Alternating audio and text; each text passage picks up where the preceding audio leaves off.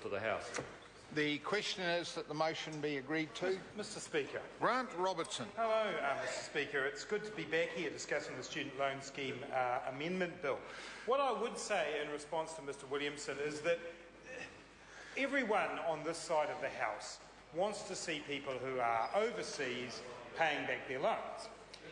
In fact, when the interest-free student loan scheme was introduced, the key element of it was the fact that it was interest-free when you were still in New Zealand. It was a way of incentivising people to stay in New Zealand after they had graduated and to contribute to our economy.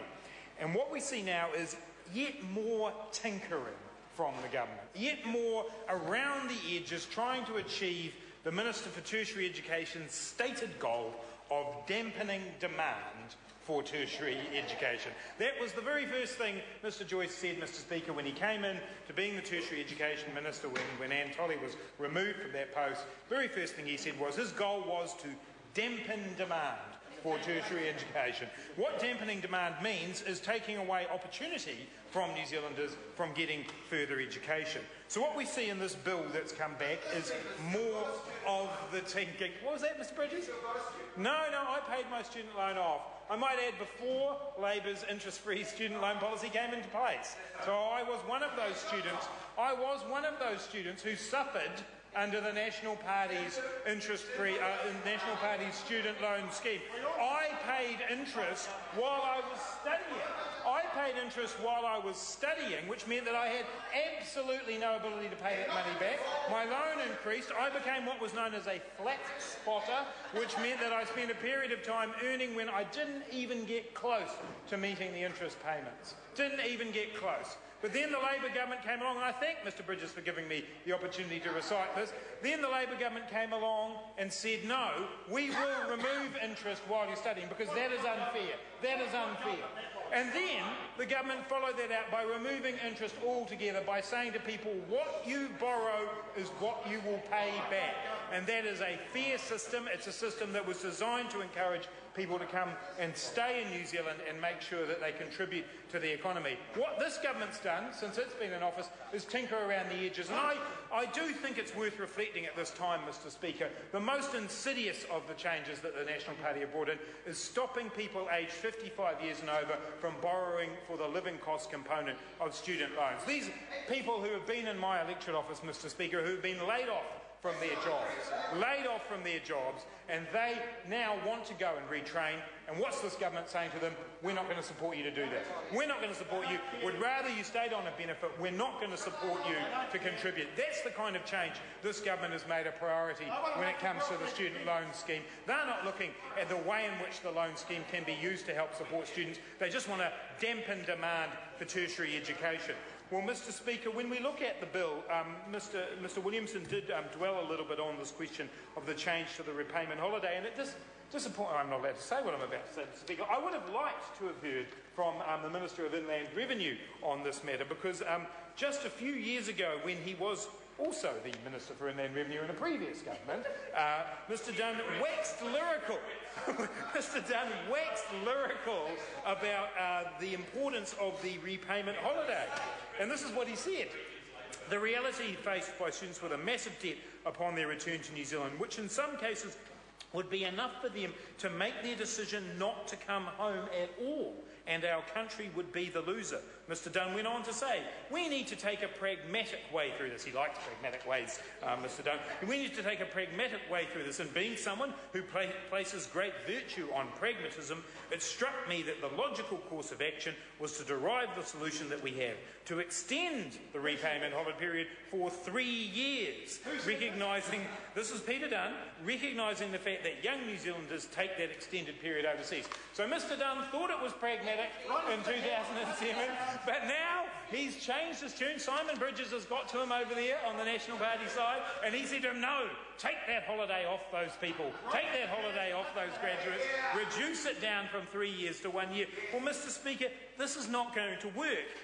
It's completely unnecessary, and it's not going to work. Treasury have actually told the Minister in the budget documents, and I quote, there is little evidence that this will improve repayments. it is likely to actually increase the debt held by overseas borrowers, discourage them from returning, and therefore increase the annual student loans impairment. So this wonderful idea from the government to help improve the loan balance and get more money back actually turns out to increase it. It actually turns out to increase the annual student loan impairment. That's what Treasury told the government, yet the government has decided to pursue this change. The Ministry of Education has gone on to say as well, this change can be expected to have a negative impact at the margin on borrowers' decisions regarding whether to return to New Zealand. So that's what the government's managed to do with its tinkering and its changes to the student loan scheme, is actually push students away from coming back to New Zealand and contributing to our economy. Now, Mr. Speaker, I want to make clear again, there are elements of this bill that this side of the House sees as useful. These are changes that will help tidy up what happens when students go away overseas. But to say, as Mr. Williamson did, that the change around the repayment holiday will somehow help with getting money back is absolutely not the case. The Treasury has said it's not the case, the Ministry of Education have said it's not the case, and well, they're the ones who advise the government, Mr. Little, and unfortunately on this particular matter the government has decided not to take that advice. So we have a situation where once again the tinkering, the changes that Mr. Joyce is making actually is not helping students or graduates come back to New Zealand and make a contribution. The other matter that's... what was that, Ms. Bridges? You're voting for it. Well, no, I've already said that we will be voting for the legislation through the stage. But just wait till the committee stages, Mr. Bridges. Just wait till the end. And then when we get to the committee stages, we can assess whether Mr. Dunn will be the Mr. Dunn of 2007 or the Mr. Dunn of 2012. Which will it be? Clearly, he's often is in two minds, Mr. Williamson. That's right. Often is in two minds. We're a little bit of back to the future for him to see if he can cope with the fact that his pragmatism of 2007 is suddenly dispensed with in 2012 in the face of ruthless radicalism from Simon Bridges, who says, no, I don't want those students, those graduates coming back to New Zealand. I don't want to see those New Zealanders contributing to our economy. I would much rather they stayed away, seeing their debt increase, no incentive to return to New Zealand. That's not the pragmatism of Peter Dunn when he was with the Labour Party. It's the hard right-wing attitude of Simon Bridges that is now finding its way into legislation, Mr. Speaker. And Mr. Speaker, all of the changes that have been made by this government in the student loan scheme fail to actually contribute to getting more students into tertiary education, because that's not their goal. Their goal is the stated goal of the Minister for Tertiary Education, to dampen demand. And we saw that with the changes around the over 55s that I've already mentioned. And I do think it's important to remember that in an environment of high unemployment, where people in their 50s are losing their jobs and are expecting to work on into their 60s and up to 70 for some people, to say to those people, no, you cannot have any support for living costs under the student loan scheme, is effectively to say to those people, we don't want you to retrain, we don't want you as part of the workforce. And I know Grey Power and other groups are very concerned about the impact on their members of these kinds of changes. The other changes that have been made, again, tinker around the edges, don't actually make a substantive difference to the loan balance. And I'm aware from the Select Committee's report to us, Mr. Speaker, that in fact the additional revenue that's going to be coming back to the government from this represents 0.12% of the total nominal loan balance of approximately $12 billion, of which approximately $2.5 billion is owed by student loan borrowers currently overseas. That's it, Mr. Speaker. All of this for 0.12% of the loan balance.